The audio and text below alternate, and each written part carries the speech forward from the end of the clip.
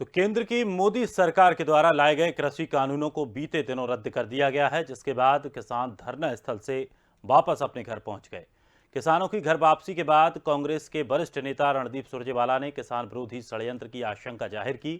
कांग्रेस नेता रणदीप सिंह सुरजेवाला ने केंद्रीय कृषि मंत्री नरेंद्र सिंह तोमर के बयान पर प्रतिक्रिया देते हुए मोदी सरकार पर निशाना साधा। कांग्रेस नेता रणदीप सुरजेवाला ने अपने ट्विटर अकाउंट से नरेंद्र सिंह तोमर का एक वीडियो ट्वीट किया। साथ ही कैप्शन में लिखा कि किसान विरोधी षड्यंत्र का पर्दाफाश। चुनाव के बाद किसानों पर फिर वार होगा।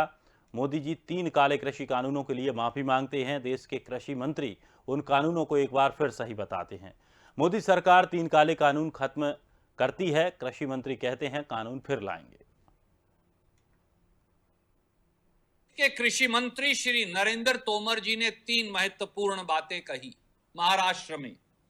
पहली, नरेंद्र तोमर जी के मुताबिक कृषि विरोधी तीनों काले कानून प्रोग्रेसिव यानी प्रगतिशील कानून थे, रिफॉर्मिस्ट यानी तरमीम लाने वाले बड़े तरक्की पसंद कानून थे।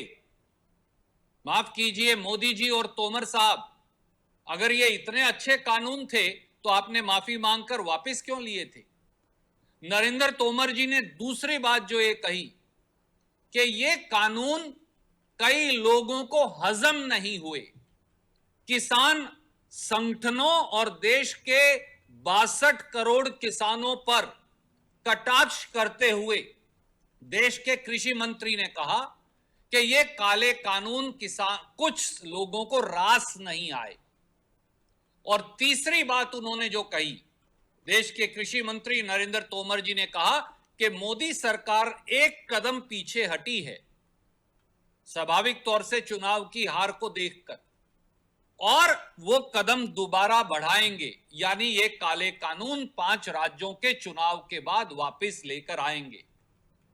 देश के किसानों और देश के 140 करोड़ लोगों की ओर से भारतीय राष्ट्रीय कांग्रेस का संकल्प है कि मोदी सरकार की इस झूठ फूट और लूट की राजनीति को, किसान विरोधी चेहरे को, पूंजीपतियों के दबाव में दोबारा काले कानून वापस लाने की साजिश को हम पूरी तरह से फेल और विफल